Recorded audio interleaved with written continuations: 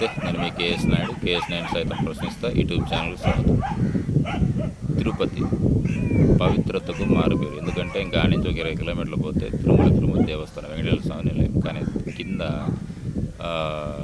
Culture ఎలా తయారైపోయిందంటే బార్లు మామూలే, వైన్ షాపులు అనేది మామూలే, పబ్బులు శృతి మించకపోతే ఓకే, అదే పబ్బుల్లో డీజేలు, అశ్లీలమైనటువంటి ప్రదర్శనలు జరుగుతున్నాయి. సో దీని మీద ప్రభుత్వం ఎందుకు గమ్ముగా ఉంది? స్థానికంగా ఉన్నటువంటి ఎమ్మెల్యేలు దీని మీద దృష్టి పెట్టాలా, ఎంపీలు దృష్టి పెట్టాలా, ప్రభుత్వం దృష్టికి తీసుకెళ్ళాలా, అక్కడ ఉన్నటువంటి కలెక్టర్లు కూడా దీని మీద యాక్షన్ తీసుకోవాలా? అసలు ఇలాంటి చెత్త కల్చర్కి పర్మిషన్స్ ఎందుకు ఇస్తున్నారు?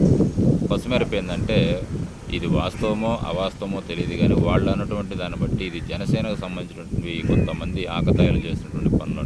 సరే, జనసేన వాళ్ళు చేశారా లేకపోతే ఇంకొకరు చేశారా పక్కన పెడితే, తిరుపతిలో ఇలాంటి కల్చర్ని కట్టడి చేయాల్సినటువంటి బాధ్యత ప్రభుత్వం మీద ఉంది. ఇప్పటికైనా సరే స్టేట్మెంట్లు కాకుండా ప్రభుత్వంలో ఉన్నటువంటి అధికారులు, పెద్దలు ఇలాంటి కల్చరు, ఇలాంటి పబ్బులను సీజ్ చేసే విధంగా నిర్ణయాలు తీసుకోవాలని చెప్పేసి అభ్యర్థి. ఎందుకంటే తిరుమలకి వెళ్ళేట ప్రతి ఒక్క వ్యక్తి తిరుపతిలో దిగుతాడు, తిరుపతి నుంచి తిరుమలకి వెళ్తాడు. సో అలాంటి సందర్భంలో ఇలాంటి అసాంఘిక కార్యక్రమాలు జరుగుతున్నాయంటే తిరుమలకు ఉన్నటువంటి ఆ గొప్పతనాన్ని తిరుపతిలో జరుగుట వల్ల చెడ్డ పేరు వచ్చేటటువంటి పరిస్థితి ఉంటుంది. కాబట్టి ప్రభుత్వాలు, స్థానికంగా ఉన్నటువంటి ఎమ్మెల్యేలు, కలెక్టర్లు దీని మీద కఠినమైనటువంటి చర్యలు తీసుకొని అలాంటి అసాంఘిక కార్యక్రమాలను